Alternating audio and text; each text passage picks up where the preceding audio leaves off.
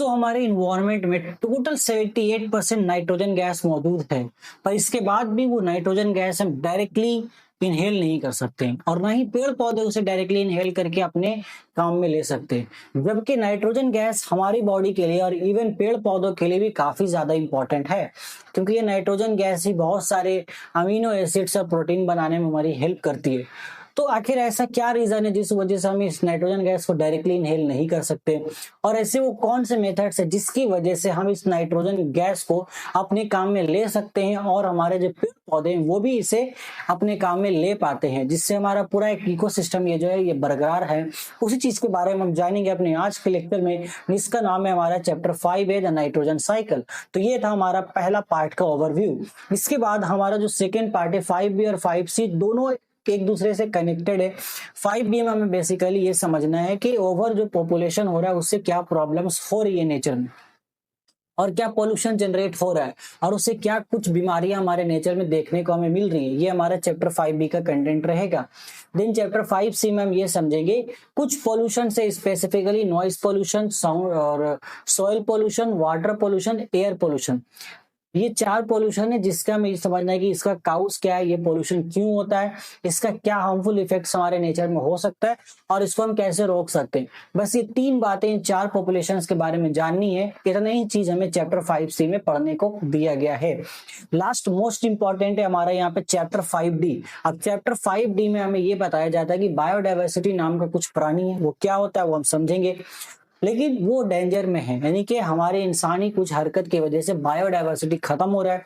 तो उसके खत्म होने से हमारे नेचर में क्या नुकसान हो रहा है, और कौन कौन से ऐसे जानवर है जिनका पूरा एक्सटेंशन वो खत्म एक्सटिंक्ट हो रहे हैं, उनकी पूरी नस्ल ही खत्म हो रही है।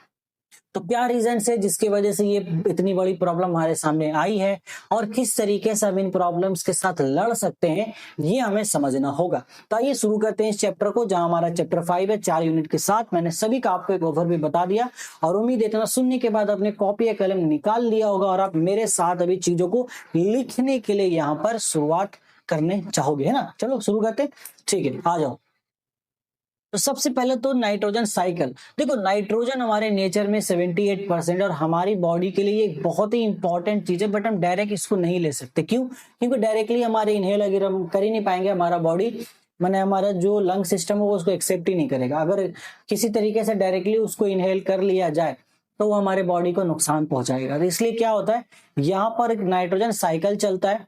नाइट्रोजन साइकिल एक ऐसा कंसेप्ट है जिसमें क्या है कि नेचर में जो भी एटमॉस्फेयर में जितना भी नाइट्रोजन गैस मौजूद है उसको नाइट्रोजन के किसी कंपाउंड में कन्वर्ट करता है। बहुत सारे मेथड है, 3 मेथड है यहाँ पर। नेचुरल मेथड है, बायोलॉजिकल मेथड है, इंडस्ट्रियल मेथड से। तो नेचुरली यहाँ पर बहुत सारे मेथड से बहुत सारे बैक्टीरियाज हैं जो नाइट्रोजन को किसी नाइट्रोजनस कंपाउंड यानी कि अमोनिया में कन्वर्ट कर देंगे, या नाइट्रिक एसिड में कन्वर्ट कर देंगे, या नाइट्रोजन डाइऑक्साइड यानी कि NO2, इन सब कंपाउंड्स में कन्वर्ट करेंगे। फिर ये जो कंपाउंड होगा ये मिट्टी में शामिल होगा, फिर इस मिट्टी के थ्रू जो हमारा पेड़ पौधा है वो उसको एब्जॉर्ब कर लेगा। ये होता है। और इंडस्ट्रियली हम तैयार करते हैं अपने काम के लिए, और मिट्टी से चूंकि पेड़ पौधे ने ले लिया, हम उस पेड़ पौधों को खाएंगे, कंज्यूम करेंगे, तो उसके थ्रू हमारे बॉडी में भी वो मिनरल्स, वो अमीनो जो नाइट्रोजन का जरूरी मात्रा है वो चलाएगा। क्लियर हुआ? ये हमारा नाइट्रोजन साइकिल सिंपल भाषा में। So nitrogen cycle is a crucial biochemical cycle that moves nitrogen through the atmosphere and living organisms, although atmosphere is about 78%, ये है most organisms cannot use it। ये थोड़ा अलग अलग मतलब कट के लिखा है, छोड़ देना इसको, जो मैंने बताया वही ध्यान रखना।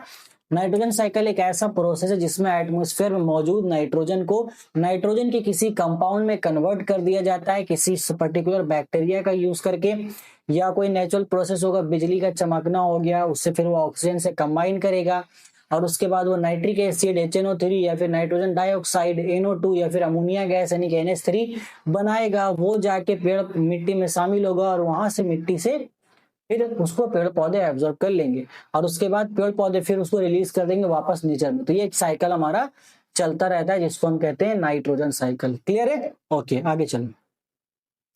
तो यहाँ पे इसी को हम लोग नाइट्रोजन फिक्सेशन भी कहते हैं। तो नाइट्रोजन फिक्सेशन में सबसे पहला मेथड तो हमारे पास नेचुरल मेथड होता है, और देखेंगे stages of the nitrogen cycle. ये हमारा कलर चेंज कर दो बेटा, nitrogen fixation. This is the conversion of atmospheric nitrogen gas into into usable forms. It can occur in 3 ways. तो पहला नेचुरल होगा आपका, इसको एटमॉस्फेरिक फिक्सेशन हम लोग बोलते हैं, ये नेचुरल मेथड है। इसमें क्या होता है, lightning provides the energy for nitrogen and oxygen to combine forming nitrogen oxides which then dissolve in rainwater to form nitric acid and nitrous acid. These acids fall to the soil and form nitrates and nitrites. Simple भाषा में हमारे पास nitrogen gas nature में मौजूद है, वो oxygen से combine करता है और नाइट्रोजन डाइऑक्साइड बना देता है। फिर ये जो नाइट्रोजन डाइऑक्साइड जब बारिश होती है तो बारिश के पानी से कंबाइन करके नाइट्रिक एसिड यानी कि HNO3 और नाइट्रस एसिड यानी कि HNO2 बना देता है। एक नाइट्रिक है, एक नाइट्रिक एसिड, एक नाइट्रस एसिड, मतलब एक नाइट्रेट है, एक नाइट्राइट है। ठीक है, ये चीज हो गया। अब ये वापस ये दो प्राणी जो है ये मिट्टी में शामिल होके एक नाइट्रेट बनता है, एक नाइट्राइट बनता है, और यहाँ से हमारा जो पेड़ पौधा है उसको एब्जॉर्ब कर लेता है। एज सिंपल एज दैट, यही हमारा एटमॉस्फेरिक नाइट्रोजन फिक्सेशन। ये क्या है, नेचुरल मेथड है बेटा, याद रखोगे। ठीक है, ये एक नेचुरल मेथड का एग्जाम्पल है। इसके बाद चलो बायोलॉजिकल मेथड को देखते हैं।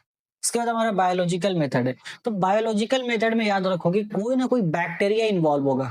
ठीक है, तभी हमारा बायोलॉजिकल मेथड, अदरवाइज इसको हम बायोलॉजिकल मेथड बोलेंगे ही नहीं। So this is the most significant form carried out by certain bacteria and सियानोबैक्टीरिया। सियानोबैक्टीरिया जो होता है, ठीक है, सियानोबैक्टीरिया उसको बोलते हैं, वो इस काम को अंजाम देते हैं। वो क्या करते हैं, द एंजाइम नाइट्रोजनस जो होता है which is sensitive to oxygen converts nitrogen into ammonia gas. These nitrogen fixing organisms can be कौन कौन हो सकते हैं ये बैक्टीरिया, फ्री लिविंग बैक्टीरिया जैसे कि एजोटोबैक्टीरिया हो सकते हैं, और सिम्बायोटिक बैक्टीरिया हो सकते हैं, living A manually beneficial relationship with plants. Example तौर पर राइजोबियम जो कि एक सिम्बायोटिक बैक्टीरिया है, और रूट्स में हमारे पास लिगमस भी होता है। ठीक है, ये सारी चीजें। तो ये करेगा क्या, जैसे मान लो अगर एजोटोबैक्टर मेरे पास है या फिर राइजोबियम है हमारे पास जो कि पेड़ पौधे के रूट्स में पाया जा रहा है, वो सिंपली नेचर में पड़ा हुआ नाइट्रोजन को पकड़ेगा और उसको कन्वर्ट कर देगा अमोनिया में। बस यही उनका काम होता है। तो बायोलॉजिकल मेथड में, बायोलॉजिकल नाइट्रोजन फिक्सेशन में क्या होता है, कोई भी बैक्टीरिया, चाहे वो सियानोबैक्टीरिया हो या सिम्बायोटिक बैक्टीरिया हो, जैसे एग्जाम्पल तौर पर ये दो नाम याद रख लो, एजोटोबैक्टीरिया, दूसरा राइजोबियम। ये डायरेक्टली नाइट्रोजन को पकड़ते हैं, उसको अमोनिया में कन्वर्ट कर देते हैं। ये अमोनिया मिट्टी में शामिल हो जाता है, फिर ये NH4+ बनता है, माने अमोनियम आयन बन जाता है। अमोनिया मिट्टी में शामिल होगा, अमोनियम आयन बनेगा। अमोनियम आयन जब बनता है तो वहां से मिट्टी से पेड़ पौधे इसको एब्जॉर्ब कर लेते हैं। ठीक है, ये चीजें। तीसरा हमारे पास है इंडस्ट्रियल फिक्सेशन। तो इंडस्ट्री में हमारे पास है हैबर्स प्रोसेस जिसको हम बोलते हैं। ये कंट्रोल प्रोसेस है जिसमें हम क्या करते हैं, नाइट्रोजन को हाइड्रोजन के साथ हम कंबाइन करते हैं और यहाँ पे हम बना देते हैं अमोनिया गैस। ठीक है, तो 1 पीस नाइट्रोजन यहाँ लेते हैं और 3 पीस हाइड्रोजन लेते हैं, जिससे हमारा अमोनिया यानी कि NH3 बनता है, और अमोनिया गैस को हम यहाँ से अब नाइट्रोजन इस्तेमाल कर सकते हैं इस फॉर्म में। तो ये कंट्रोल मेथड है जिसमें 200 से 250 डिग्री के आसपास प्रेशर टेम्परेचर चाहिए, हाई प्रेशर भी चाहिए होता है। कुछ कैटलिस्ट भी हम यूज करते हैं, उसके बाद जाके ये हमारा प्रोसेस होता है, ये रिएक्शन होता है। ठीक है, और ये रिएक्शन आपके इनऑर्गेनिक केमिस्ट्री जो फिजिकल साइंस का जो पार्ट है उसमें भी ये चीज दिया हुआ है। ठीक है, वो भी चीज वहां पे भी दिया हुआ, तो ये वहां से भी आप पढ़ोगे तो वो भी चीज ताजा हो जाएगा आपका। ठीक है, चलो, तो यही हमारे स्टेप्स ऑफ नाइट्रोजन फिक्सेशन है। आ जाओ सब एक जगह देख लेते हैं बारी बारी। तो नाइट्रोजन फिक्सेशन तो हो गया, हम समझ गए। बायोलॉजिकल फिक्सेशन जहाँ बैक्टीरिया लाइक कुछ कर रहा है। इंडस्ट्रियल फिक्सेशन भी हो गया। एक अमोनिफिकेशन होता है, वो क्या होता है, organic nitrogen is converted back to ammonia by decomposer. अभी तक जो मेथड था उसमें क्या हुआ, सब में हम लोग नाइट्रोजन को कुछ कंपाउंड में कन्वर्ट कर रहे थे खुद का यूज के लिए। फिर अब इसका उल्टा होगा, जो नाइट्रोजन कंपाउंड था जो भी, जैसे कि मान लो NO3 था, नाइट्रिक ऑक्साइड है ना, NO3 जिसको नाइट्रिक ऑक्साइड बोलते हैं, NO2 nitrogen dioxide, HNO3 nitric acid, NH3 ammonia. तो उसमें से वो ऑक्साइड वाले पार्ट को अलग करेगा, हाइड्रोजन वाले पार्ट को अलग करेगा और सिर्फ नाइट्रोजन को अलग कर देगा। तो वो प्रोसेस होता है हमारा अमोनिफिकेशन। ठीक है, ये चीज हुआ। इसको नाइट्रिफिकेशन भी हम कहते हैं। नाइट्रिफिकेशन में क्या होगा, ammonia is converted to nitrites then to nitrates by nitrifying bacteria. पहले अमोनिया बना, पहले यहाँ नेचर में हमारा क्या हुआ, नाइट्रोजन था, उसमें कंबाइन हुआ हाइड्रोजन, उसको अमोनिया बन गया। फिर कुछ बैक्टीरिया मिले, उस बैक्टीरिया ने इसको नाइट्राइट बनाया, फिर नाइट्रेट्स बना दिया, तो ऐसा मेथड जिसमें अमोनिया को नाइट्राइट पहले बनाया गया फिर नाइट्रेट्स बनाया गया, उसको हम नाइट्रिफिकेशन कहते हैं, ठीक है।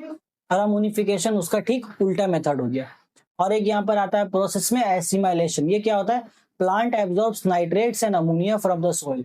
तो वो मेथड जहां पर प्लांट्स मिट्टी से डायरेक्टली यहाँ पर हमारा नाइट्रेट्स यानी कि नाइट्रोजन के कंपाउंड को एब्जॉर्ब कर रही है और अमोनिया को भी, वो हमारा कहलाता है एसिमाइलेशन। याद रहेगा कि नहीं रहेगा बताओ? रहेगा ना? चलो रहना चाहिए बेटा, बहुत आसान है। ये तो बता दिया हमने आपको, ठीक है। और ये नाइट्रोजन साइकिल का हमारा पूरा फिर से हमने मेथड से यहाँ पे स्टेप लिखा है। नाइट्रोजन फिक्सेशन होता है बायोलॉजिकल इंडस्ट्रियल, फिर नाइट्रोजन एसिमिलेशन मतलब कन्वर्ट हो गया, फिर वो एब्जॉर्ब होगा, उसके बाद अमोनिफिकेशन होगा, फिर नाइट्रिफिकेशन भी होता है आपका, सीधी बात है। तो अमोनिफिकेशन में क्या होता है? डिकम्पोज कर देते हैं हम लोग ऑर्गेनिक नाइट्रोजन को एंड एनिमल्स इनटू अमोनिया, फिर अमोनिया हमारा वही नाइट्राइट्स में कन्वर्ट होगा और उसके बाद लास्ट में डीनाइट्रिफिकेशन होता है, ठीक है। पहले मान लो अमोनिया बना, फिर अमोनिफिकेशन होगा तो अमोनिया बन गया या उसको अमोनिया ही है, तो अमोनिया को बाद में हम लोग नाइट्रिफिकेशन का प्रोसेस यूज करके नाइट्रेट्स और नाइट्राइट्स में कन्वर्ट कर देते हैं और उसके बाद उस नाइट्रेट्स और नाइट्राइट को वापस से नाइट्रोजन में कन्वर्ट करने का काम होता है डीनाइट्रिफिकेशन का। तो डीनाइट्रिफिकेशन वो प्रोसेस है जहां पे नाइट्रेट्स और नाइट्राइट्स को नाइट्रोजन गैस में कन्वर्ट करते हैं। इसमें कुछ बैक्टीरिया जैसे कि बैक्टीरिया लाइक सीडोमोनास, तो ये जो बैक्टीरिया होते हैं सीडोमोनास, ये हेल्प करता है डीनाइट्रिफिकेशन में, ठीक है। ये याद रखना, इस बैक्टीरिया का नाम बहुत इंपॉर्टेंट है। याद रहेगा कि नहीं रहेगा बताओ? रहेगा ना? ओके आगे चलो। अब कुछ impact, human impact on the nitrogen cycle, मतलब नाइट्रोजन साइकिल को हमने बर्बाद कर रखा है, हमने किसी चीज को छोड़ा नहीं है। कैसे? So human activities particularly the wide spread use of nitrogen fertiliser and the burning of fossil fuel have significantly altered the nitrogen cycle। हम लोग यहाँ पे नाइट्रोजन का फर्टिलाइजर यूज कर रहे हैं क्योंकि नाइट्रोजन को हमने ट्रैप कर लिया बहुत ज्यादा, तो हम लोग यहाँ पे नाइट्रोजन का फर्टिलाइजर यूज कर रहे हैं और जितना जो हम यहाँ पे पॉल्यूशन क्रिएट कर रहे हैं तो उस वजह से भी हमारा क्या हो रहा है? नाइट्रोजन साइकिल का पूरा बैलेंस बिगड़ गया। पहला देखो, फर्टिलाइजर का एक्सेसिव यूज हम कर रहे हैं, so excessive nitrogen from agriculture runoff can lead to a build up of nitrates in water bodies causing algal blooms that deplete oxygen। यानी कि algal bloom जो ग्रीन लेयर बन जाता है कई बार पानी के ऊपरी लेयर पे, तो उसको हम लोग algae bloom कहते हैं, algal bloom नहीं algae bloom कहा जाता है उसको। तो ये क्यों हो रहा है? क्योंकि हमने एक्सेस यूज किया है खेतों में, तो खेतों से वो बह के पानी जा रहा है नदी नालों में, नदियों में जा रहा है, तो नदी का फिर वो बर्बाद हो जा रहा है और वहां से नाइट्रोजन साइकिल फिर इरप्ट हो रहा है, वो हो भी नहीं पा रहा है क्योंकि हमने एक्सेस यूज कर रहे हैं। हम लोग जितना यूज कर रहे हैं उतना वापस जा नहीं पा रहा, तो दिक्कत है। दूसरा, बर्निंग ऑफ फोसिल फ्यूल्स, हमें फोसिल फ्यूल जला रहे हैं। Burning of fossil fuels releases nitrogen oxides into the atmosphere contributing to acid rain and smoke. तो इतना जो हम लोग बर्निंग फ्यूल जला रहे हैं इससे एसिड रेन हो रहा है और आपका स्मोक भी हो रहा है। तो एसिड रेन तो बहुत ज्यादा खतरनाक है। इसके बाद ग्रीन हाउस गैस, ये क्या होता है? The increased production of nitrous oxide N2O, यहाँ पे इसमें ठीक है इंक्रीज नाइट्रस ऑक्साइड बहुत ज्यादा रिलीज हो रहा है। N2O नाइट्रोजन डाई नहीं है, ठीक है, उसको नाइट्रोजन डाइऑक्साइड नहीं, नाइट्रोजन डाइऑक्साइड भी बोलोगे, उसमें तो NO2 होता है, ये N2O है नाइट्रस ऑक्साइड। तो ये तो ग्लोबल वार्मिंग का असर है, ठीक है। तो ये सब है, नुकसान है। पूछा जा सकता है कि what are the impact, human impact on nitrogen cycle, या फिर नाइट्रोजन साइकिल क्यों खराब हो रखी है, क्यों क्या प्रॉब्लम आ रही है उसमें, देख देना। बाकी सिग्निफिकेंस बहुत है इसका, ये एग्जाम में आने के चांसेस ज्यादा है कि what are the significance of the nitrogen cycle. तो पहला तो सिग्निफिकेंस यही है कि makes nitrogen available for all living organisms to build vital molecules, मतलब सभी लिविंग ऑर्गेनिजम्स के लिए नाइट्रोजन अवेलेबल कराने का जो काम होता है वो नाइट्रोजन साइकिल से ही हो पाता है। अगर नाइट्रोजन साइकिल ना हो तो ये काम नहीं हो पाएगा, समझे? वो दिक्कत हो जाएगा फिर इसको करने में, ठीक है, ये चीज है। दूसरा सिग्निफिकेंस क्या है? Enrich the soil with nutrition. अब अमोनिया का होना, अमोनिया शामिल है उसमें, इसमें पोटास भी आ जाता है नाइट्रोजन से, तो यहाँ पे सोइल बहुत ज्यादा न्यूट्रिशन रिच हो जाता है जिससे प्लांट ग्रोथ नेचुरली बहुत अच्छा होता है, ठीक है। तीसरा, plays a role in the natural decomposition and recycling of organic matter. Organic matters जो भी होंगे, ऑर्गेनिक मादे, उनको नेचुरली रिसाइकल होने में भी ये हेल्प करता है। बस इतना ही है यहाँ से। तो यहाँ से मेनली आपको क्या क्या सवाल आ सकता है? नाइट्रोजन फिक्सेशन क्या है, अमोनिफिकेशन क्या है, नाइट्रिफिकेशन क्या है, डीनाइट्रिफिकेशन क्या है, ये छोटे छोटे सवाल यहाँ पे बनते हैं। और कुछ एग्जांपल्स याद रखना, बायोलॉजिकल फिक्सेशन में कौन सा बैक्टीरिया यूज हुआ है, डीनाइट्रिफिकेशन में जैसे कि सीडोमोनास बैक्टीरिया यूज हो तो वो ध्यान रखना है। नाइट्रिफिकेशन में मेनली अमोनिया किसमें चेंज हो रहा है, नाइट्रेट्स और नाइट्राइट्स में, ये ध्यान देना है। सबसे पहला जो नेचुरल मेथड था जो कि लाइटनिंग वाला मेथड है कि लाइट यहाँ मतलब बिजली चमक रहा है, उसमें नाइट्रोजन आपका ऑक्सीजन से कंबाइन करके पहले क्या बनाता है, नाइट्रोजन डाइऑक्साइड बनाता है NO2।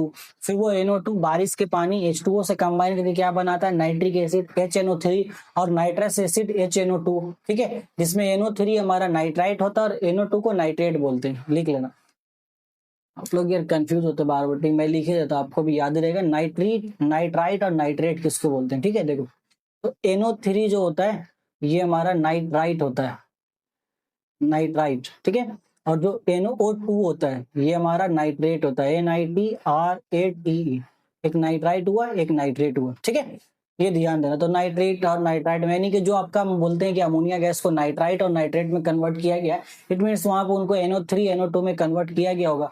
अब NO3 को फॉर्म में कैसे भी अपन कन्वर्ट कर सकते हैं, नाइट्रिक एसिड बना दो तो हो गया, नाइट्रस एसिड बना दो तो नाइट्रेट हो गया। ठीक है, याद रहेगा इतनी सारी चीजें, बस इसके अंदर से सवाल आएगा, कुछ ज्यादा नहीं आएगा। और सिग्निफिकेंस आपसे 2 नंबर में ये भी पूछा जा सकता है, याद कर लीजिएगा, right, significance of nitrogen cycle. ये 3 पॉइंट्स बहुत है, क्लियर है। चलो आगे देखते हैं। तो चैप्टर 5 भी हमारा इन्वायरमेंटल पोल्यूशन। तो पोल्यूशन से परेशान हाल है हम सभी, आप भी परेशान हो, मैं भी परेशान हूँ। So environment pollution is the production of contaminants into the natural environment that cause adverse change. These contaminants known as pollutants can be natural जैसे कि volcanic eruption और more commonly anthropogenic यानी कि man made such as industrial waste, agriculture chemicals and automobile exhaust. तो waste management वाले chapter में भी हमने देखा ज्योग्राफिया के, वैसे ही कुछ थोड़ा बहुत कंसेप्ट है यहाँ पर। देखो ये बेसिकली हर वो माने पोल्यूशन माने क्या, गंदगी है। तो कुछ पॉल्यूटेंट होते हैं, पॉल्यूटेंट ऐसा कुछ कंटेमिनेंट्स है जो बेसिकली पोल्यूशन को क्रिएट कर रहा है। नेचुरली एग्जांपल ये बता रहे थे, ज्वालामुखी फटता है तो वहां से बहुत सारा धुआं रिलीज होता है, बहुत सारे पत्थर के टुकड़े निकलते हैं जो खतरनाक है नेचर के लिए। हम फैक्ट्री चला रहे हैं, इतना सारा वहां से धुआं निकल रहा है, वो खतरनाक है। अब वहां से जो वेस्ट निकल रहा है जो हम फेंक देते हैं कहीं पे भी, पानी में या ऐसे ही जमीन में हम दफन कर देते हैं, तो उससे हमारा जमीन की मिट्टी खराब हो रही है, पानी खराब हो रहा है, धुआं निकल रहा है, वो हवा खराब हो रहा है। तो ये सब पोल्यूशन का ही नतीजा है। जैसे वेस्ट में देख लो, सब वेस्ट वाला टॉपिक है, industrial waste, agriculture waste, automobile waste, सबका सब। तो यहाँ से 3-4 पोल्यूशन है हमारे पास, जैसे कि एयर पोल्यूशन है, और 3-4 पोल्यूशन के बारे में पढ़ने, air pollution, cause effect, water pollution, noise pollution, बस यही है। अब problem caused by over pollution और कुछ बीमारियों के बारे में जानना है, क्योंकि इतना पोल्यूशन हो रहा है तो बीमारी भी तो होगा। तो आइए देख लेते हैं cause and effect for the air pollution. तो एयर पोल्यूशन का पहला काउज क्या लगता है आपको? पहला काउज ग्रीन हाउस गैस है। जो भी गैस रिलीज हो रहा है हमारी गाड़ियों से, जो हम गाड़ी इस्तेमाल करते हैं, किसी भी तरह का व्हीकल हो जाए, सब में से जो गैस रिलीज हो रहा है वो एयर को पोल्यूट कर ही रहा है। ठीक है, और हमारे घरों में भी कुछ चीजें हम इस्तेमाल करते हैं, वहां से भी गैस रिलीज होता है, तो वो भी एयर को पोल्यूट कर रहा है, वो भी पोल्यूशन फैला रहा है। दूसरा देखो, हमारे पास sulphur dioxide and nitrogen oxide dissolve in rain water to form acid rain which damage buildings, ecosystem and soil. तो ये भी एयर पोल्यूशन का काउज बनता है। इसके बाद सस्पेंडेड पार्टिकुलेट मैटर होता है SPM। टाइनी सॉलिड और लिक्विड पार्टिकल्स होता है, जैसे कि एग्जांपल डस्ट हो गया, पोलेंस हो गया, that can reduce visibility and cause respiratory disease like COPD। तो क्या होता है कि सस्पेंडेड पार्टिकल मैटर SPM, इसको याद रखना, SPM तौर से पूछेगा आपसे what is SPM stand for, तो फुल फॉर्म लिखिएगा, सस्पेंडेड पार्टिकुलेट मैटर, ये लिखिएगा। ठीक है, जरूरी है लिखना आपके लिए। तो ये क्या होता है, छोटे छोटे पार्टिकल्स होते हैं जो हवा के साथ ऊपरी साथ में सस्पेंड होते हैं, मतलब चलते रहते हैं, हवा में ही तैरते हैं, जिसकी वजह से विजिबिलिटी रास्ते की कम हो जाती है। तो ये काउज एयर पोल्यूशन का, और इससे COPD जैसी खतरनाक बीमारी भी होती है। इफेक्ट सिंपल एयर पोल्यूशन का, ग्लोबल वार्मिंग इससे हो ही रहा है क्योंकि ग्रीन हाउस गैसेस यहाँ पर है। दूसरा में रेस्पिरेटरी प्रॉब्लम हो रहा है, सांस लेने में बहुत ज्यादा प्रॉब्लम हो रही है। अगर आप दिल्ली में रहो तो दिल्ली में जो AQI है यानी कि एयर क्वालिटी इंडेक्स बहुत ज्यादा खराब है, 10 से ऊपर चला गया, बहुत ज्यादा खराब है। उसमें क्या हो रहा है, इतना ज्यादा हवा खराब है कि उसमें लंग्स का कैंसर वगैरह बहुत बीमारी हो रहा है, क्रॉनिक बीमारी, ब्रोंकाइटिस वगैरह सब हो रहा है। ऐसा कहा जाता है जो शख्स दिल्ली में रह रहा है उसका उम्र 10 से 15 साल बाकी स्टेट्स के कंपेरिजन में कम हो गया। तो कोई ध्यान ही नहीं दे रहा उन सब चीजों का। ओजोन लेयर डिप्लेशन, इससे ओजोन लेयर भी डिप्लेट हो रहा है। तो ये सब नुकसान है, यही सब आपको एग्जाम में लिखना होगा। कोई भी एक पोल्यूशन के बारे में आपसे आ सकता है, पूछ सकता है, बेटा बोलेगा right the cows and effects, लिख देना बस। वाटर पोल्यूशन के बारे में देखो, तो water pollution is the contamination of water bodies making them unsuitable for consumption और फॉर सपोर्टिंग एक्वेटिक लाइफ। तो वही है, इसमें भी कंटामिनेशन होगा, यहाँ पे भी चीजें क्या होगी बेटा, वही लोगों को सटा जमा हो जाएगी कुछ बेकार की फालतू की चीजें, जिससे वो पानी इस्तेमाल के लायक ही नहीं बचेगा। तो फिर हम वो करेंगे क्या? इसका रीजन क्या है? पहला रीजन है एग्रीकल्चर रन ऑफ, यानी कि हम यहाँ पे बहुत ज्यादा एग्रीकल्चर में पेस्टिसाइड्स यूज कर रहे हैं, हेर्बिसाइड्स यूज कर रहे हैं, और उन सबको हम नदी में बहा देते हैं, नदी और नालों में और तालाबों में, जिससे नदी नाले और तालाब का पानी, तो नाला का पानी खराब हो रहा है, ठीक है, नदी और तालाब का पानी खराब हो रहा है, वो पानी हम कपड़े धोने में, पीने में भी इस्तेमाल करते हैं, घर के खाने पकाने में इस्तेमाल होता है कई जगह पे, उससे फिर हेल्थ हजार्ड से नुकसान हो जा रहा है। दूसरा सीवेज, यानी कि जो ड्रेनेज सिस्टम है, untreated human and animal waste introduces आपका पैथोजेंस, विबरी, ये सब से बीमारी भी हो रहा है।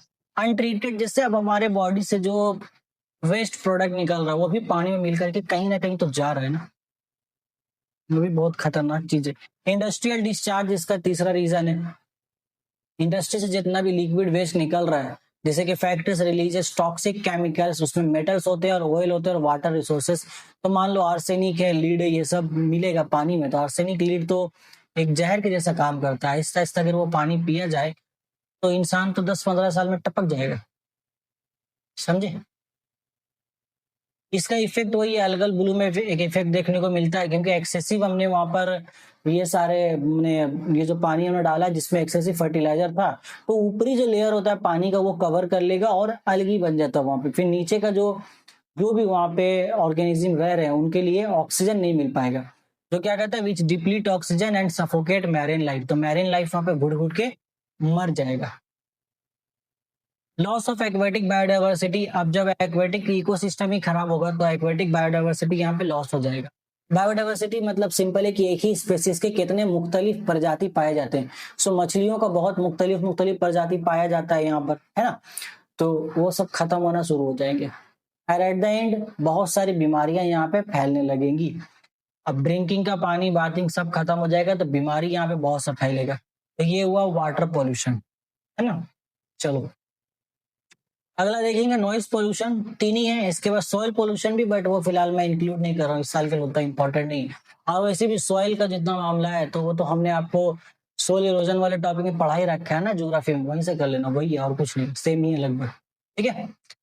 तो आइए नॉइस पोल्यूशन के बारे में बात करते हैं।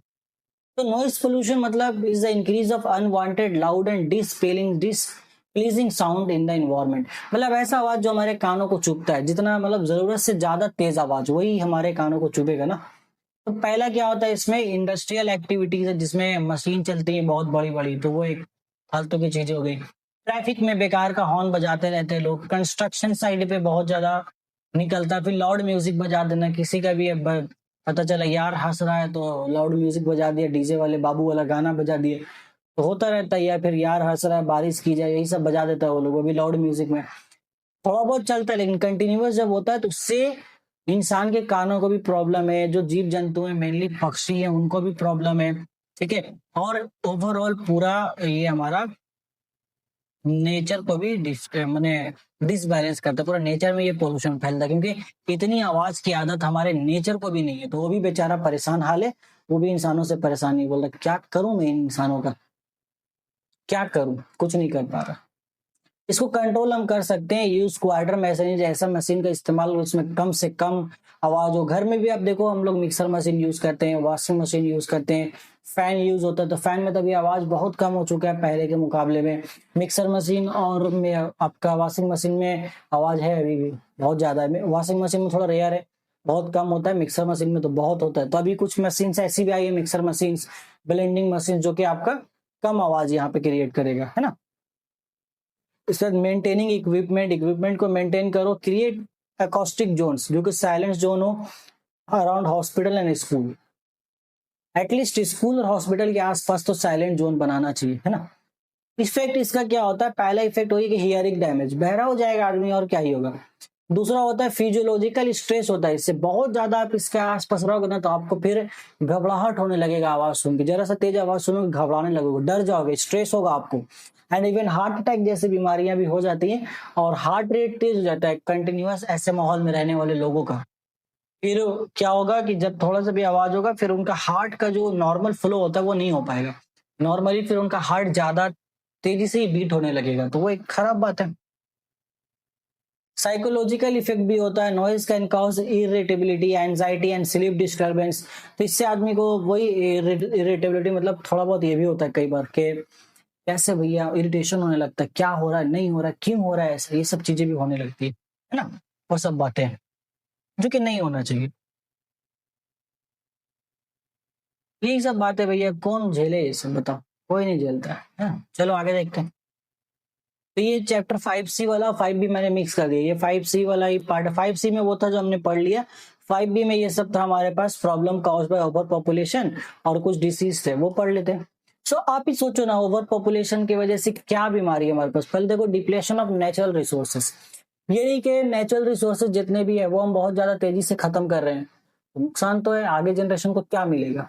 दूसरा, वाटर स्कैरसिटी एंड पोल्यूशन, तो पोल्यूशन तो हम बढ़ा ही रहे हैं, और पानी की कमी भी हो रही है अभी जनरेशन में ही पानी की कमी हो रही है। फिर श्रिंकिंग एग्रीकल्चर लैंड, ज्यादा जमीन पे हम घर बना रहे हैं, बिल्डिंग बना रहे हैं, ट्रेन की पटरियां बिछा रहे हैं, पता नहीं क्या क्या बेफालतू के काम कर रहे हैं।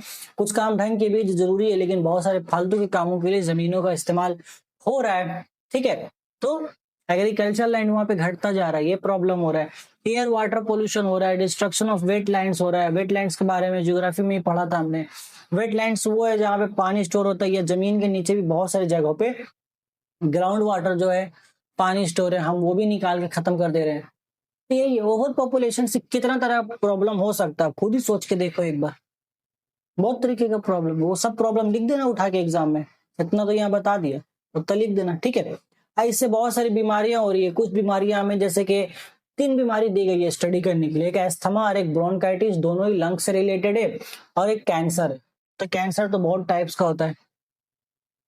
तो ये दो जो बीमारी है हमारे पास, आपका पहला क्या है एस्थमा, दूसरा है ब्रोंकाइटिस, ये आपका क्या है लंग्स डिसीज है, ठीक है। तो इसमें क्या होता है बेटा, air pollutants like particulate matter, sulphur dioxide and nitrogen oxides are major triggers for respiratory diseases. Major trigger है ये सब, इस वजह से ये प्रॉब्लम होती है। एस्थमा में क्या होता है, एक क्रोनिक इन्फ्लेमेटरी होता है, जैसे कि लंग्स में कहीं पे हमारे पास सूजन पड़ जाता है, ठीक है, या लाइन कहीं पे सूजन पड़ जाएगा, या सांस की नली यहाँ पे कहीं सूजन पड़ जाता है, जिसकी वजह से सांस पार नहीं हो पाता सही से, तो सूजन पड़ गया, रास्ता पतला हो गया। इसके लिए इनहेलर करके इनको एक दिया जाता है, कि कोई प्रॉपर इलाज नहीं है इसका। इनहेलर में एक दवाई रहती है, उसको इनहेल करोगे तो वो रास्ता थोड़ा साफ होगा, तो फिर आप सांस बहुत देर तक अच्छे से ले पाओगे, लेकिन फिर वही होगा, फिर इनहेल करना होगा आपको, ठीक है। सो एक chronic inflammatory condition of the airways that causes wheezing, coughing and shortness of breath, it can be triggered by air pollution allergens. अभी ट्रिगर होता है कई बार, वैसे नॉर्मली आप रहोगे ठीक है, लेकिन कई बार ट्रिगर हो जाता है, जैसे कोई पोल्यूटेंट गया, अब डस्ट पार्टिकल चला गया कोई छोटा मोटा, जिससे वो जो हिस्सा स्वेलन वाला जो फूला हुआ हिस्सा है वो ट्रिगर हो गया, तो फिर आप सांस नहीं ले पाओगे ढंग से, फिर आपको वो इनहेल करना ही पड़ेगा। अगर नहीं कर पाते हो तो बहुत दिक्कत है। इसके बाद ब्रोंकाइटिस है यहाँ पर, इसमें क्या होता है इन्फ्लेमेशन ऑफ ब्रोनिकल पैसेज, यहाँ पर मतलब ये जो रास्ता देख रहे हो ना अंदर की तरफ, आप किसी भी पैसेज में थोड़ा सा सूजन हो जाता है, इसमें वो सूजन वाला ही मामला है। अस्थमा में नॉर्मली इधर देखने को मिलता है लंग्स में, ये वाला आपको अंदर के साइड में देखने को मिलेगा किसी भी रास्ते में, एयर सैक्स वाला जो रास्ता है वहां पे आपको ये चीजें देखने को मिलेगी, ठीक है। तो ये कैसे होता है, often caused bye cigarette smoke और इनहेलिंग अदर एयरबॉर्न इरिटेंट्स। तो ये तो स्मोकिंग के थ्रू कुछ होता है, मतलब ये इंसान खुद दावत देता है, बट अस्थमा खुद दावत देने वाली चीज नहीं है, ये आपको एयर पोल्यूशन की वजह से हो सकता है। अगर हवा बहुत ज्यादा गंदी है जहां आप रह रहे हो, जहां आप सांस ले रहे हो, फिर आप यहाँ पर अस्थमा का शिकार हो सकते हो, कोई भी हो सकता है इसमें, ठीक है, यही चीज है। तीसरा देख लो, लंग्स डिसीज तो हमने देख लिया, कैंसर देख लो। तो कैंसर क्या होता है, कोई भी एक सेल डैमेज होता है, और कैंसर में बेसिकली क्या होता है, कैंसर सिंपली होता है अनकंट्रोल्ड सेल डिवीजन, बॉडी के किसी भी पार्ट में सेल डिवाइड होने लगता है अनकंट्रोल लेवल पे, वही कैंसर होता है। सो इन्वायरमेंटल फैक्टर इसका होता है exposure to carcinogens from from air, water and soil pollution is linked with various cancers. तो बहुत सारे कार्सिनोजेनिक फैक्टर होते हैं, जैसे कि डीडीटी हो गया, और भी एग्जांपल्स है, जिसकी वजह से कैंसर ट्रिगर होता है। कोई तो कुछ फैक्टर होगा ना जिसकी वजह से ट्रिगर होगा, तो ये कुछ एक फैक्टर होता है जिसकी वजह से ये ट्रिगर होता है। स्मोकिंग भी एक कैंसर है, जिसकी वजह से माउथ कैंसर होता है आपका, लंग कैंसर होता है इस वजह से, और अगर आप शराब वगैरह बहुत पियो तो लिवर कैंसर हो सकता है। ठीक है, तो कुछ तो दावत हम खुद ही देते हैं जिसमें से कार्सिनोजेनिक कुछ मटेरियल रहता है, सिगरेट्स वगैरह में भी रहता है, तो वो दावत हमने खुद ही दिया। और कुछ जो पोल्यूशन रिलीज हो रहा है उसमें भी कुछ कार्सिनोजेनिक मटेरियल शामिल होते हैं, तो वो भी दावत दे देते हैं, बोलते हैं आओ बीमार कर ही दो हमको। तो क्या ही बोलूं, मतलब बीमार कर ही दो। ओके, हो जाता है। ठीक है, तो यहाँ पे हमने चैप्टर 5C वाला पार्ट भी कंप्लीट किया, लेकिन ये इतना ही है। यहाँ से मेनली यही सवाल आते हैं। आप कोई भी एक पोल्यूशन के बारे में वो आपसे पूछ लेगा, किसी भी डिसीज के बारे में आपसे वो सिम्टम्स पूछेगा, क्या सिम्टम्स होता है। तो सिम्टम्स तो वही है आपका, आपको सांस लेने में दिक्कत होगी, स्वलन महसूस होगा सांस की नली में, ठीक है, और बीमार वैसे कोई स्निचिंग वगैरह नहीं होता ज्यादा, लेकिन हपनी होगा आपको। तो वो सब चीजें, ज्यादा दूर दूर तक आप ज्यादा चल नहीं पाओगे, वो सब सिम्टम्स है। इसका इलाज तो अस्थमा का कोई प्रॉपर इलाज नहीं है, इनहेलर चाहिए। ब्रोंकाइटिस का भी कोई प्रॉपर इलाज नहीं है, उसमें भी इनहेलर किसी केस में काम आता है, लेकिन उसकी कुछ अलग मेडिकेशन चलती है, अलग दवाई का उसका मेथड है पूरा, एक बार बुक में रीड कर लेना, वो अलग एक मेडिकेशन है पूरा। ठीक है, तो यही सब पूछेंगे वो, और कुछ नहीं पूछेंगे। हाँ, एक क्वेश्चन वो पूछ सकते हैं कि describe the cause of overpopulation, और discuss the problems due to the overpopulation. तो ओवर पॉपुलेशन की वजह से क्या क्या प्रॉब्लम हो रहा है उसको डिस्कस करो। तो मैंने एक्सप्लेन किया, तो वैसे डिस्कस कर देना 3-4 पॉइंट, बस खत्म। इसके बाद हमारे पास लास्ट यूनिट बचता है, जो कि इस चैप्टर में इंपॉर्टेंट यूनिट है, और यहां से इस चैप्टर से अच्छे खासे क्वेश्चन बनते हैं, और ज्यादा टाइम नहीं लगेगा, वो भी कवर हो जाएगा। ये जो हमारा टॉपिक है ये है बायोडायवर्सिटी। सो बायोडायवर्सिटी क्या होता है बेटा, देखो पढ़ लेता हूँ फिर बताता हूँ। Biodiversity is a variety of life on earth encompassing all living organism and ecological system. They inhabit this diversity is crucial for maintaining ecosystem stability, providing food and medicine and supporting a country's economic productivity. देखो diversity क्या है, एक ही species में कितनी अलग अलग varieties पाए जा रहे हैं, वो कहलाता है डाइवर्सिटी। जैसे ह्यूमंस में हम ह्यूमन से, लेकिन हमारे ह्यूमन बीइंग, हमें एक स्पेसी हुए ह्यूमन बीइंग, तो हमारे अंदर बहुत डिफरेंट डिफरेंट प्रकार के ह्यूमंस पाए जाते हैं। पहले तो डाइवर्सिटी हो गया मेल और फीमेल का, उसमें भी मेल और फीमेल अलग अलग प्रकार के, हर एक एरिया में देखा जाए थोड़ा सा अलग वेरिएशन हमें मिलेगा ह्यूमंस में। फिर आप अगर देखो तो ये हो गया कि एक ही, मतलब ये आप ऐसा बोल सकते हो बायोडाइवर्सिटी का कुछ टाइप्स होता है कि इंट्रा बायोडाइवर्सिटी हो जाएगा। एक इंटर होता है अलग अलग, जिसे नॉर्मली देखो तो एनिमल्स हैं, ह्यूमंस हैं, बर्ड्स हैं, प्लांट्स हैं, ये चीजें तो बहुत डिफरेंट डिफरेंट प्रकार के स्पेसीज हमारे नेचर में पाए जाते हैं, और इसी खूबसूरती को हम बायोडाइवर्सिटी कहते हैं। और बायोडाइवर्सिटी एक और इम्पोर्टेंट इसलिए भी कि ये जो पूरा डिफरेंट डिफरेंट स्पेसीज हमारे नेचर में पाया जा रहा है, हर एक ऑर्गेनिज्म में, वो सब एक कनेक्शन है, उन सभी का एक कनेक्शन जुड़ा है नेचर के साथ। वो कनेक्शन को बैलेंस करना बहुत इंपॉर्टेंट है, बट क्या हो रहा है कि वो कनेक्शन बैलेंस नहीं हो पा रहा है। ठीक है, वो कनेक्शन बैलेंस नहीं हो पा रहा है, हम क्या कर रहे हैं, कुछ स्पेसीज को हम मारते जा रहे हैं, और वो स्पेसीज का एक पर्टिकुलर काम है नेचर में। ये चीज हमेशा याद रखना, नेचर में हर एक स्पेसीज का अपना एक पर्टिकुलर काम है। इवन जो चींटी चलती है जमीन के ऊपर, उसका भी एक अपना पर्टिकुलर काम है, वो अपना काम कर रही है। वो आपको काटती जरूर है, नुकसान जरूर पहुंचाती है कभी कभी, लेकिन वो तभी आपको नुकसान पहुंचाती है जब उसको महसूस होता है कि हमसे खतरा है उसको, अदरवाइज वो अपना काम अच्छे से अंजाम दे रही होगी। ठीक है, तो हम अगर किसी एक स्पेसीज को अगर हम खत्म करने पे आ जाए, तुल जाए कि उसको हम मारते जाएंगे, इतना मारते जाएंगे कि उसकी जनरेशन बढ़ भी ना पाए, वो भी होता है एक्सटिंक्ट हो जाए, तो उसका जो हिस्से का जो काम था, जो वो नेचर में कर रहा था, वो अब कोई नहीं कर पाएगा, क्योंकि वो सिर्फ नेचर ने उसके ही जिम्मे दिया था। तो अब क्या होगा, नेचर में होगा डिसबैलेंस, और वही चीज हमें देखने को मिल रही है। और इस चीज को यहाँ पे टॉपिक का नाम दिया गया लॉस ऑफ बायोडाइवर्सिटी, यानी कि हमारा जो बायोडाइवर्सिटी उसका लॉस हो रहा है। कैसे हो रहा है देखो, तो पहला तो रीजन है जेनेटिक। अच्छा, ये लेवल्स ऑफ बायोडाइवर्सिटी है, टाइप्स जो मैं आपको बता रहा था। जेनेटिक डाइवर्सिटी होता है, स्पेसीज डाइवर्सिटी, इकोसिस्टम डाइवर्सिटी। तो जेनेटिक बेसिस पे डाइवर्सिटी पाया जाता है, हमारे ह्यूमंस में भी जेनेटिक डाइवर्सिटी देखने को मिलता है, अलग अलग जीन के ह्यूमंस हमारे पास है। स्पेसीज डाइवर्सिटी तो मैंने एग्जांपल बता ही दिया, इकोसिस्टम डाइवर्सिटी के एग्जांपल ही बता दिए। 3 टाइप से इसको रीड कर लेना, ठीक है। और आओ इससे पहले हम जान लेते हैं इंपॉर्टेंस ऑफ बायोडाइवर्सिटी, क्या क्या इंपॉर्टेंस है, इसके बाद लॉस समझना और अच्छा इजी हो जाएगा।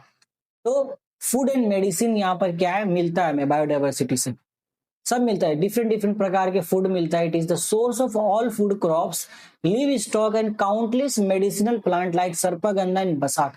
सर्पगंधा हो गया, इसके अलावा तुलसी का पौधा है भाई, और भी बहुत सारे ऐसे मेडिसिन हमें मिलते हैं, मतलब ऐसे ऐसे जड़ी बूटियां मिलती हैं जिससे दवाई तैयार की जाती है। तो अगर हम उन पेड़ पौधों को खत्म कर दे तो क्या वो दवाई आ पाएगा दोबारा? पॉसिबल ही नहीं कि दोबारा जनरेट हो पाए, कैसे होगा, पॉसिबल नहीं है। दूसरा इकोलॉजिकल बैलेंस होता है। Biodiversity helps maintain a stable ecosystem bye regulating nutrition cycles, controlling pests and protecting against natural disaster. तो बायोडाइवर्सिटी में क्या है, इकोसिस्टम पूरा बना है, नेचर में हमारा एनिमल से हम एज ए ह्यूमन हम सब एक दूसरे से इंटरकनेक्ट है।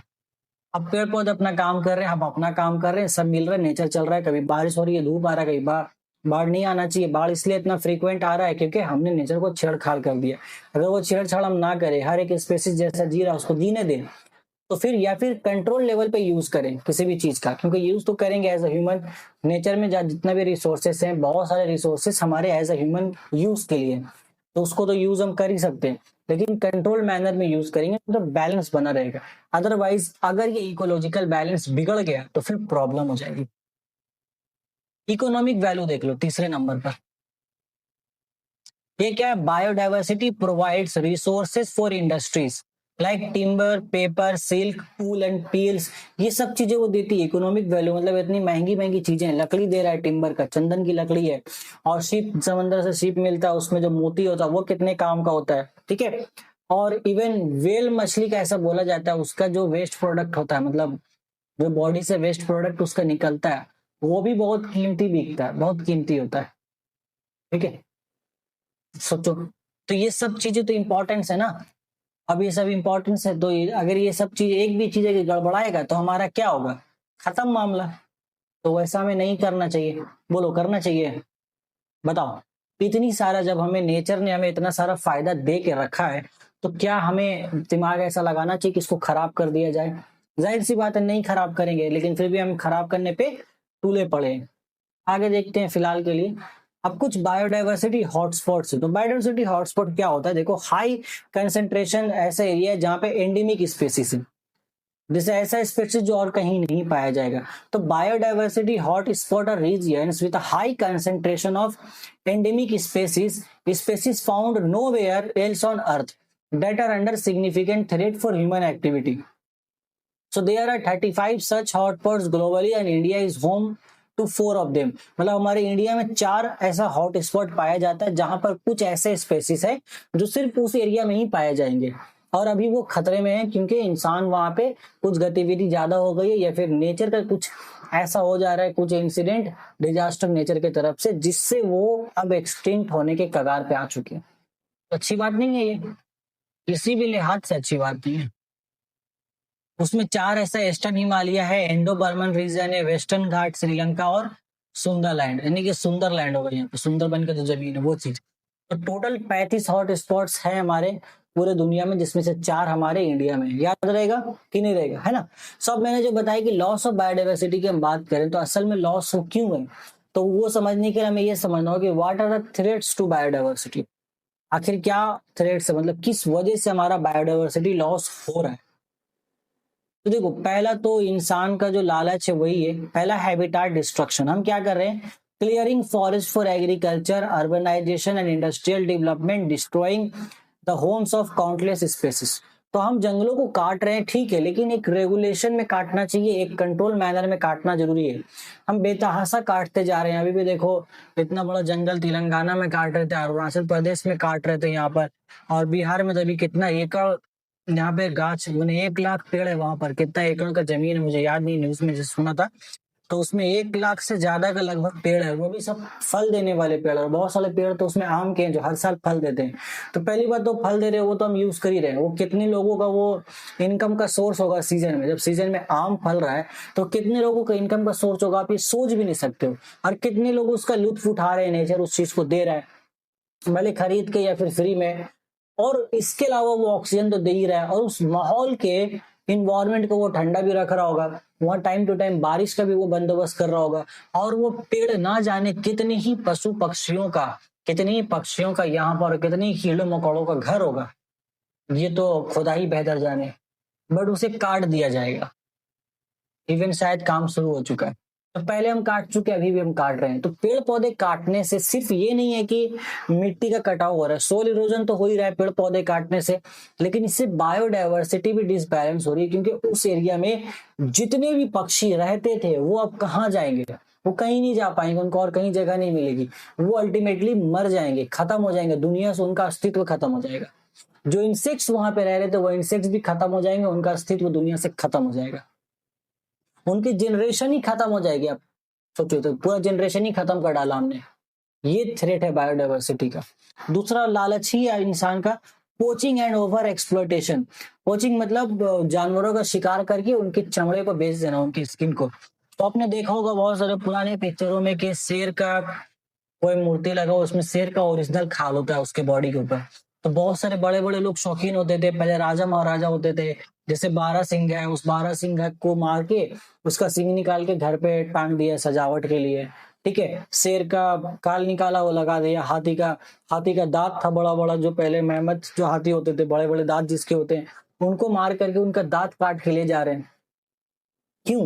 क्योंकि ब्लैक मार्केट में इन सभी का दाम कीमत बहुत ज्यादा है, इनसे बहुत सारे मतलब ये जो चीजें नेचर ने जानवरों को दी है, इनका बहुत यूज हो सकता है, जो वो यूज करते हैं अपने लिए, क्योंकि नेचर ने उनको अपने लिए दिया है। अब इंसान ने देखा है कि इसका तो हम यूज अपने लिए भी कर सकते हैं, और मार्केट में दाम बहुत है, लाखों के करोड़ों में चीजें बिकती हैं, तो मारो, मार के खत्म करो। इवन मैं एक बार देख रहा था एक न्यूज में, क्या कि जो बिल्ली होती है, बिल्ली का जो एक आंख होता है ना, वो 25 लाख रुपए कीमत है उसका। उससे क्या बनाया जाता है मुझे याद नहीं आ रहा, बट बहुत कीमती चीज बनती है, अब मार्केट में बिकता है। तो उसके लिए लोग अब बिल्ली को मार करके उसकी आंख बेच दे रहे हैं, आंख निकाल करके। तो इस तरीके से तो बिल्ली जो है एक स्पेसी, वो तो खत्म हो जाएगा। शेर को मार के उसका खाल बेचा गया तो वो खत्म हो जाएगा, इसलिए सेब टाइगर सेब चला अभी, है ना। और हाथी को मारा गया, उसका दांत बेच दिया गया। तो ये सब इंसान का अपना गतिविधि है। So illegal hunting and excessive harvesting of resources threaten many species with extinction, example poaching of tiger for their bards। ठीक है, और मेनली ये लोग जो मारते थे टाइगर्स में अपनी बच्चों को मारते थे थोड़ा कम उम्र के, समझे, क्योंकि बच्चों का स्किन और ज्यादा ये सॉफ्ट है, वो और ज्यादा बोलो क्या, और ज्यादा कीमत दाम, और ज्यादा कीमती दामों में बिकता था। ये तो हाल था।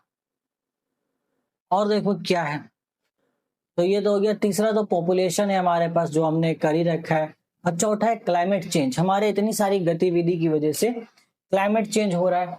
जो बर्फीला इलाका है, जहाँ पे ग्लेशियर से बड़े बड़े ग्लेशियर्स पिघल रहे हैं, उससे सी लेवल राइज हो रहा है, ठीक है। और तो वहां पे जो एनिमल रह रहा है, जैसे कि ये देख लो पोलर बियर, जो पोलर एरिया में रहता है, ठंडे एरिया में ही वो सर्वाइव कर पाएगा, गर्म एरिया में नहीं सर्वाइव कर पाएगा। वहां पे सीगल्स रहते हैं पानी के अंदर, वो मेन एक खुराक है इसका, पोलर बियर का, वही ये उसको मार के खाता है। अब वो पहला बात तो पोलर बियर सरवाइव नहीं कर पा रहा है, क्योंकि हमने बर्फ वाले इलाके ही खत्म कर दिए, वो एक प्रॉब्लम हो गया पोलर बियर के लिए। और वो जिस खुराक को खाता है सीगल्स, वो भी पानी में सरवाइव नहीं कर पा रहा है, वहां पर वो भी खत्म हो जा रहा है, एक दूसरे से वो खत्म। पेंगुइन रहते हैं पोलर इलाके में, तो वो भी कहाँ रहेंगे, ये बताओ कहाँ जाएंगे। तो अल्टीमेटली हम इंसान ऐसा चाहते हैं कि हम इंसानी मतलब कुछ 1% इंसान ऐसे हैं जिनकी हवस इतनी ज्यादा है पावर के मामले में, पैसे के मामले, मतलब पता नहीं क्या सोच रहे वो ये समझ ही नहीं पा रहे हैं कि ये जो दुनिया है ये हमें यहाँ लिमिटेड टाइम के लिए रहना है, तो लिमिटेड रिसोर्सेस को यूज करो, बाकी छोड़ दो अगले जनरेशन के लिए। सब हम यूज नहीं कर सकते, और ना ही हम सब में कब्जा कर सकते हैं, बट कौन समझ ही नहीं पा रहा है यहाँ पर। तो इसमें तो टोटल इंटरफेरेंस चाहिए सरकार का, वही इस चीज को रोक सकता है, ठीक है। सिर्फ सरकार ही इस चीज को रोक सकती है। अब इसको रोका कैसे जा सकता है, अब कंजर्वेशन का कुछ मेथड्स है, वो अलग हम देखेंगे, वो एक अलग बात करेंगे। बट ये जो कुछ चीजें, हैबिटेट डिस्ट्रक्शन जो हो रहा है, तो एक कानून होना चाहिए ना, पर्टिकुलरली हम इतने ही पेड़ पौधों को काटेंगे, और जो कट रहा है उसको हम फिर लगाएंगे, ठीक है, किसी दूसरे जगह पे। ये अगर पूरा एक जंगल है जहां पर एक इकोसिस्टम पूरा बना है, तो हम उसको काटेंगे ही नहीं, चाहे कितना ही जरूरी क्यों ना हो, हम उसको नहीं काटेंगे। ठीक है, ये चीज हुआ। उसके बाद पोचिंग एंड जो ओवर एक्सप्लॉयटेशन हुआ, तो गैर कानूनी तरीके से, इलीगल तरीके से जानवरों का शिकार जो हंटिंग हो रहा है, उस पे कानूनन सख्त लॉज बनाए, और लॉ बनाने के अलावा निगरानी होनी चाहिए बहुत सख्त, क्योंकि लॉ तो है बहुत सारी चीजों का, बट इम्प्लीमेंटेशन नहीं है, उसको काम नहीं किया जा रहा उसके ऊपर। तो चाहिए सरकार को कि अच्छे से काम करे, ये सरकारी लेवल पर ही ये चीज हो पाएगा। जो चीज ये कर रहे हैं, जो लोग कानून होने के बाद भी कर रहे हैं, तो उनको यहाँ पर सख्त से सख्त सजा दी जानी चाहिए। और कुछ ऐसे होते हैं, कुछ फॉरेस्ट ऑफिसर्स भी हैं जो कुछ पैसों के लालच में यहाँ पर करप्शन कर जाते हैं और उन शिकारियों के साथ मिलके उनका हाथ बटा देते हैं। तो ये नहीं होना चाहिए। जो ऐसा कर रहे हैं उसको कड़ी से कड़ी सजा मिलनी चाहिए, तब जाकर के ये सब चीज रुकेगा। पोल्यूशन कंट्रोल में हमें समझना पड़ेगा, हमें इसमें चाइना से सीख लेनी पड़ेगी कि उसने पोल्यूशन कंट्रोल को कैसे झेला है।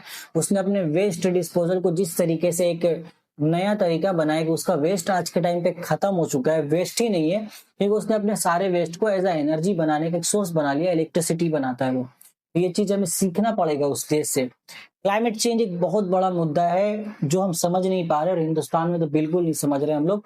लेकिन ये क्लाइमेट चेंज बहुत बड़ा मुद्दा है, जो फ्रीक्वेंट ड्राफ्ट, जो कि सैलाब, ये सिर्फ अभी तो जो जानवर हैं वो खत्म हो जा रहे हैं बहुत सारे एरिया में क्लाइमेट चेंज की वजह से। बहुत सारे जो पशु पक्षी हैं वो टेम्परेचर को झेल नहीं पा रहे, गर्मियों में मर जा रहे हैं, और उनका पूरा जनरेशन खत्म हो जा रहा है। अभी कुछ सालों में, आगे 10-15 सालों में बहुत लगातार सैलाब और बाढ़ हमें देखने को मिलेंगी बहुत जगह पर। फिर उस वजह से क्या होगा कि लोग भी मरेंगे, उनके लिए भी रहने के लिए जगह नहीं रहेगी, समझे। तो इस तरीके से ठीक किया जा सकता है। बट फिलहाल सरकार ने कुछ स्टेप्स लिए हैं कंजर्वेशन ऑफ बायोडाइवर्सिटी करके। तो ये जो कंजर्वेशन ऑफ बायोडाइवर्सिटी है, ये सिर्फ और सिर्फ स्पेसिफिक है सम एनिमल्स, ये एनिमल्स तक स्पेसिफिक है। इसमें क्या किया गया कि कुछ एनिमल्स, तो कुछ तो कानून बनाया गया कि पोचिंग के अगेंस्ट इलीगल, माने जो हंटिंग हो रहा है वो नहीं होना चाहिए, उसको रोकने के लिए, ओके, वो चीज बनाया गया। फिर दो मेथड्स यहाँ पे बनाए गए, एक इन सीटू कंजर्वेशन का और एक एक्स सीटू कंजर्वेशन का। तो इन सीटू कंजर्वेशन क्या होता है बेटा, जैसे कुछ जानवर है ना ऐसे जो एक स्पेसिफिक इन्वायरमेंट में ही रह सकते हैं, उसको अगर हम वहां से हटा देंगे तो फिर वो जिंदा नहीं रह पाएगा। तो उस जानवर को उसके एरिया में ही कंजर्व करने के मेथड को हम बोलते हैं in situ conservation.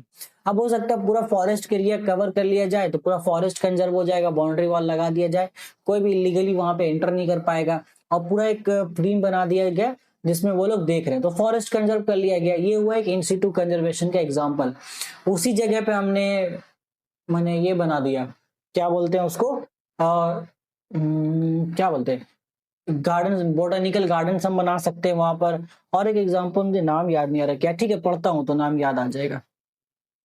So protecting species within their natural habitats, जहां पे वो रहते हैं वहां पर ही उनको रख लिया गया। This is done by establishing national, हाँ नेशनल पार्क, तो उसी जगह पे नेशनल पार्क बना दिया हमने, वाइल्ड लाइफ सेंचुरीज बना दी और बायोस्फीयर रिजर्व बना दिया, ये सब चीजें, ठीक है। तो उस जानवर को उसी एरिया में कंजर्व कर दिया गया। और एक तरीके से नेचुरल पार्क्स में लोगों को आवाजाही किया जाइए, पैसे देके आप देख सकते हैं, वाइल्ड लाइफ सेंचुरीज को भी घूम सकते हैं। इससे क्या वो जा रहे हैं, वो जानवरों को देखने के लिए जा रहे हैं, मजा कर रहे हैं वहां पे, तो देख रहे हैं, इससे इनकम भी जनरेट हो रहा है सरकार को, ठीक है। इसके बाद एक की इनिशिएटिव यहाँ पे लिया गया इंडिया में, ज्वाइंट फॉरेस्ट मैनेजमेंट जेएफएम बनाया गया, which involves local communities in the sustainable management of forest. तो जेएफएम बनाया गया, ज्वाइंट फॉरेस्ट मैनेजमेंट, जिसमें लोकल लोगों को शामिल किया गया खास तौर से, ताकि लोकल लोग ज्यादा समझ पाएंगे, ताकि और अच्छे से कंजर्व किया जा सके यहाँ पे, है ना। इसीलिए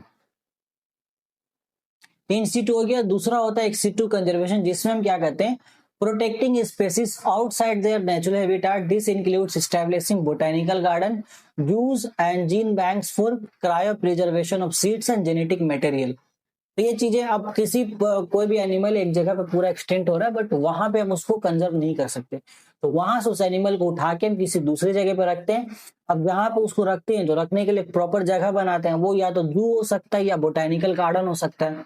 बोटेनिकल गार्डन में मेनली प्लांट्स होंगे आपके, तो प्लांट्स भी एक इंपॉर्टेंट एनिमल है जिसको हम लोग यहाँ पे कंजर्व करके रखते हैं, है ना।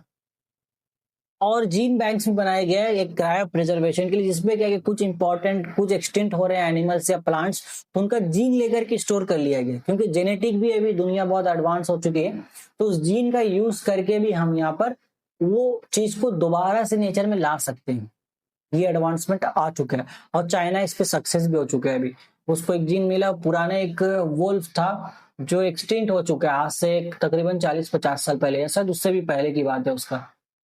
तो उसको वो दोबारा जनरेट कर पा रहे हैं, वो पूरा वुल्फ दोबारा ही वो पैदा कर देंगे। तो ये हो चुका है, तो ये भी एक जीन बैंक बनाया गया जिसमें ये चीजें होती हैं। अब इसी से रिलेटेड हमारे कंट्री में भी कुछ प्रोजेक्ट चलाई गई है। जैसे पहला तो प्रोजेक्ट हमारे पास है, देखो एक टाइगर प्रोजेक्ट चलाया गया टाइगर कंजर्व के लिए। ये हमारा 1973 में शुरू हुआ था। ये क्रिएट हुआ था to protect the royal Bengal tiger by establishing reserves and combating poaching. तो पोचिंग को रोकना है और टाइगर जो भी रॉयल बंगाल टाइगर है मेनली उसको यहाँ पर भैया बचाना है। और दूसरा था इंडिया वन हॉर्न राइनोसोरस, जिसका एक सींग होता है। राइनोसोरस का बहुत सारा राइनोसोरस का सींग नहीं होता है, लेकिन इसका एक सींग होता है। तो राइनोसोरस कंजर्वेशन किया गया, ये फोकस करता है, focus on protecting the rhinoceros in areas like कहाँ पे, काजीरंगा नेशनल पार्क बनाया गया और जालदापाड़ा में भी नेशनल पार्क बनाया गया इनको कंजर्व करने के लिए, ठीक है।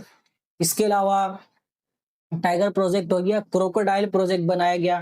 ये project launched in 1975 to protect 3 species of crocodile in India by collecting eggs, rearing, in captivating and releasing. अब जब कंजर्व किया जाता है किसी भी एनिमल को, तो उसके बच्चों को खास तौर से ध्यान दिया जाता है। फिर उनमें मीटिंग्स कराए जाते हैं, मेल और फीमेल में टाइगर में मीटिंग्स कराए, उनको ऐसे इन्वायरमेंट दिया जाएगा कि वो मीटिंग्स करे आपस में, ताकि उनकी नई ऑफ स्प्रिंग यहाँ पे पैदा हो। फिर उनका देखभाल करके आगे उनको अच्छे से नरिशमेंट किया जाएगा, तभी तो जनरेशन बढ़ेगा। अब जैसे क्रोकोडाइल एग्स देते हैं, इनका एग्स का अच्छे से देखभाल करना। और रेड पांडा एक बहुत ही ज्यादा डेडलीस्ट भैया, red panda in organic and ongoing effort to protect this vulnerable species which is an indicator of the health of the western Himalayas ecosystem। ये बहुत ही मतलब यूनिक है रेड पांडा, लाल कलर का पांडा। ये लगभग एक्सटेंट होने ही वाला है, इसको बचाना शायद मुश्किल है। ये डाटा तो जो मैं आपको बता रहा हूँ 2015-16 के आसपास का, अभी का प्रेजेंट डाटा पता नहीं रेड पांडा कितना बचा है नहीं बचा है, पता नहीं, शायद खत्म ही हो गया हो, क्या पता। ठीक है, तो आपके इस चैप्टर में इतना ही है। अब ये जो कंजर्वेशन वाला जो पार्ट मैंने बताया क्रोकोडाइल, और ये इतना नहीं है, इसमें और भी चीजें आपको पढ़नी होगी, तो वो आप थोड़ा सा बुक से रीड करना, और चाहो तो मैं थोड़ा सा मैं देख के बता सकता हूँ, और क्या आप लोग यहाँ पे देख सकते हो। ठीक है, जेएफएम जो है ना, जॉइंट फॉरेस्ट मैनेजमेंट, ये एक इंपॉर्टेंट चीज है, इस साल एग्जाम में आ सकता है डेफिनेशन इसका। तो वो एक डिफिनेशन आप पढ़ लेना, और ये पढ़ लेना कि रोल ऑफ जेएफएम क्या था, वो इंपॉर्टेंट हो जाएगा। बाकी आप अगर किताब खोलोगे तो लायन के बारे में भी देखो, एशियाटिक लायन कंजर्वेशन के लिए भी एक प्रोजेक्ट बनाया गया था। ठीक है, इनका आप ये याद कर लेना, साइंटिफिक नेम सभी का याद कर लेना, टाइगर का भी याद कर लेना, क्रोकोडाइल का भी याद कर लेना, और जो हमारा वन हॉर्न राइनोसोरस उसका भी याद कर लेना, रेड पांडा जो है उसका भी याद कर लेना। ठीक है, ये सब चीजें आपको याद करनी पड़ेगी। तो यहाँ पे बहुत सारे प्रोजेक्ट चलाए गए हैं, जैसे ये बताया जाता है रेड पांडा के बारे में, ये बताया जाता है कि ये सिर्फ 10,000 रह गई है हिंदुस्तान में, इसका जो आबादी है वो सिर्फ 10,000 रह गया। और ये जो डाटा है 10,000 का, ये 2015-16 के आसपास का है। अभी का एग्जैक्ट डाटा पता नहीं है, वो चेक करना पड़ेगा एट करंट, अभी अगर पब्लिश हुआ होगा तो कभी चेक करूंगा तो शेयर करूंगा आप लोगों के साथ। बट ये 2015-16 का डाटा है कि सिर्फ 10,000 रह गई है। अब अभी वो बढ़ा है या घटा है पता नहीं, हालांकि कंजर्व किया गया रेड पांडा को तो वो बढ़ा ही होगा, आई होप सो कि बढ़ा होगा। इसमें कंजर्व करने के लिए देखो, जैसे कि एक नामपदा नेशनल पार्क बनाया गया अरुणाचल प्रदेश में, क्योंकि ये उस एरिया में पाया जाता है। और दूसरा यहाँ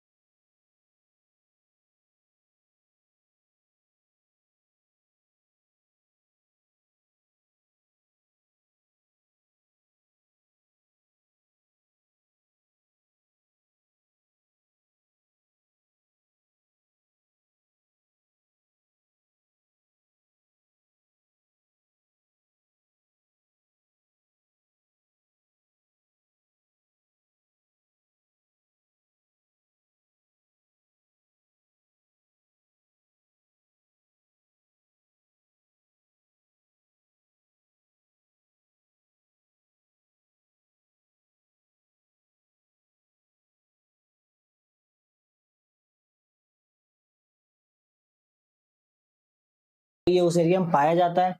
और दूसरा यहाँ पर सिंगालीला नेशनल पार्क बनाया गया दार्जिलिंग में, ये वो इलाके हैं जहाँ पे ये मिलता है। ठीक है, ये चीज है। बताओ यार, ऐसा दिन आ गया इन जानवरों को कंजर्व करना पड़ रहा है।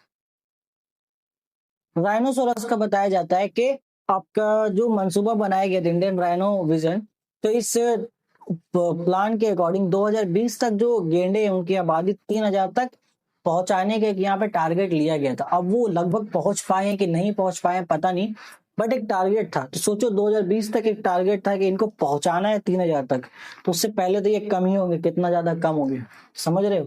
अभी 2025 चल रहा है और ये प्रोजेक्ट आसपास 2014-15 के स्टार्ट हुआ था। क्रोकोडाइल प्रोजेक्ट तो और भी बहुत पुराना ही है यहाँ पर। ठीक है, हाँ, क्रोकोडाइल प्रोजेक्ट यहाँ पे और भी बहुत ज्यादा पुराना ही है, उसपे कुछ ज्यादा खास नहीं है, इनको रखा गया है। और मेनली आप ये देख लो, क्या बोलते हैं, हाँ, टाइगर के बारे में। तो टाइगर के बारे में ऐसा है कि ये प्रोजेक्ट शुरू कब हुआ था, 1973 में ना। तो 1973 में इनका जो तादाद था वो 1200 था, नोट करना। 1973 में ये जो टाइगर जब जब प्रोजेक्ट शुरू हुआ था, तो ये जो हमारे जो बंगाल टाइगर्स हैं, इनका जो तादाद था वो आपका था 1200। एक मिनट।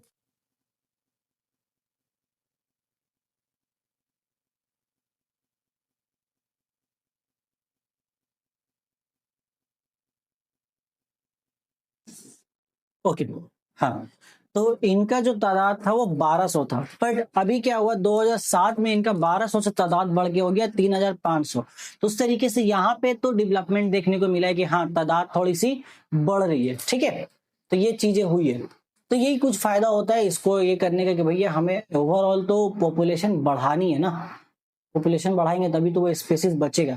ठीक है, ऐसी स्पेसिस को हम लोग इंडेमिक स्पेसिस बोलते हैं, जो कि इंडेंजर्ड स्पेसिस बोलते हैं।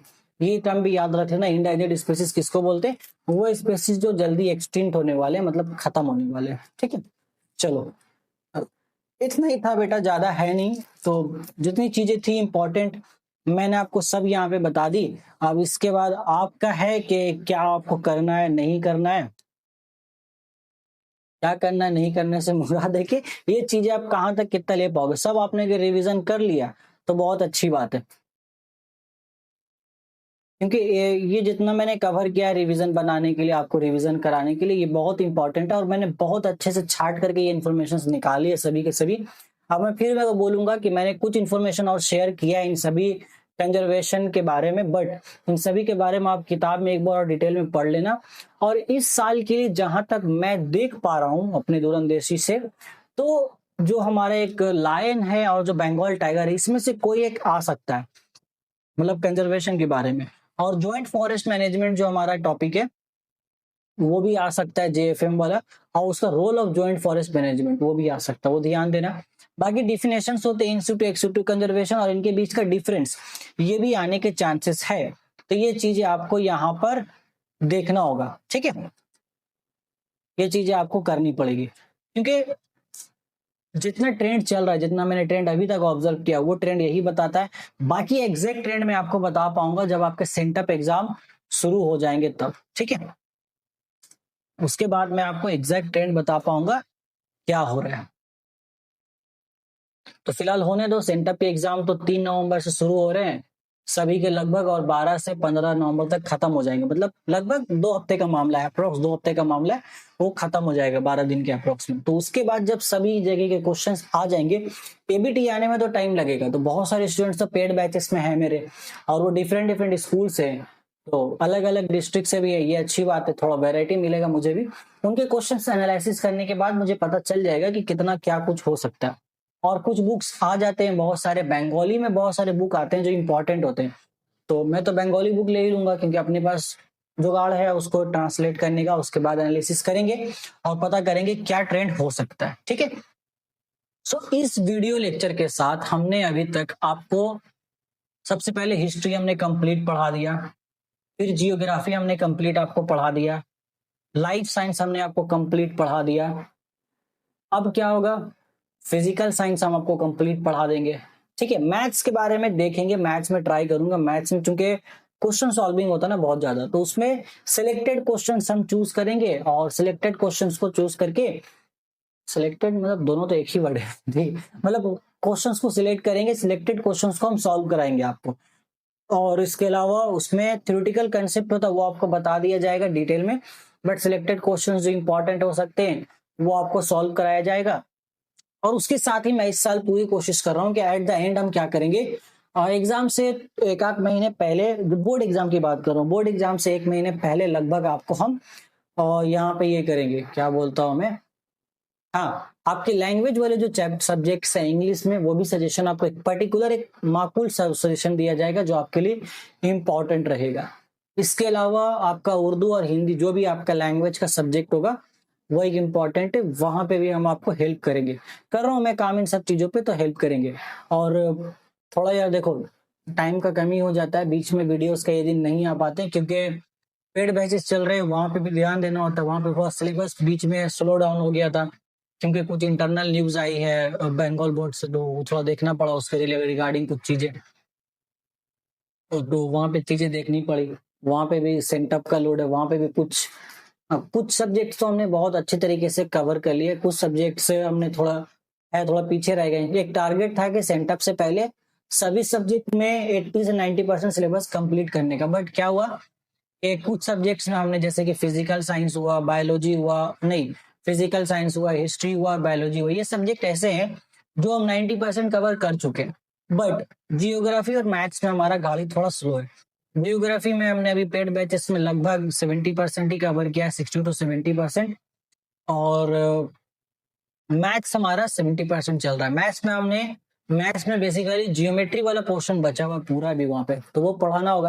अब वो सेंटअप के बाद ही हो पाएगा, सेंटअप के लिए फिलहाल उनको कुछ मैं अभी प्रोवाइड कर रहा हूँ जो इम्पोर्टेंट हो, बाकी फिर सेंटअप के बाद वहां देंगे। थोड़ा सा वही होता है, ठीक है, टाइम डिस्ट्रीब्यूशन कभी कभी थोड़ा कम पड़ता है जिस वजह से थोड़ा सा डिले होता है, लेकिन कोशिश रहती है कि यूट्यूब पे हमेशा ही एक्टिव रहूं क्योंकि जरूरी है। एक्टिव नहीं रहने से यूट्यूब भी मेरा तो चैनल का रीच वैसे ही कम कर ही चुका है, और भी कम कर देता है यार। थोड़ा हेल्प करो तुम लोग, कमेंट्स करो, वीडियो को लाइक करो, शेयर कर दो ताकि रीच बढ़ जाए। ओके, फिलहाल ठीक है, बातें बहुत हो गई, चैप्टर तो हमारा कब का कंप्लीट हो गया था। कभी कभी बात कर लेता हूँ आप लोगों से, अच्छा लगता है। तो मिलता हूँ अपने नेक्स्ट लेक्चर में जहां पर हम फिजिकल साइंस को स्टार्ट करेंगे। तब तक take care, till then and good bye and all the very very best for a Madhyamik preparation.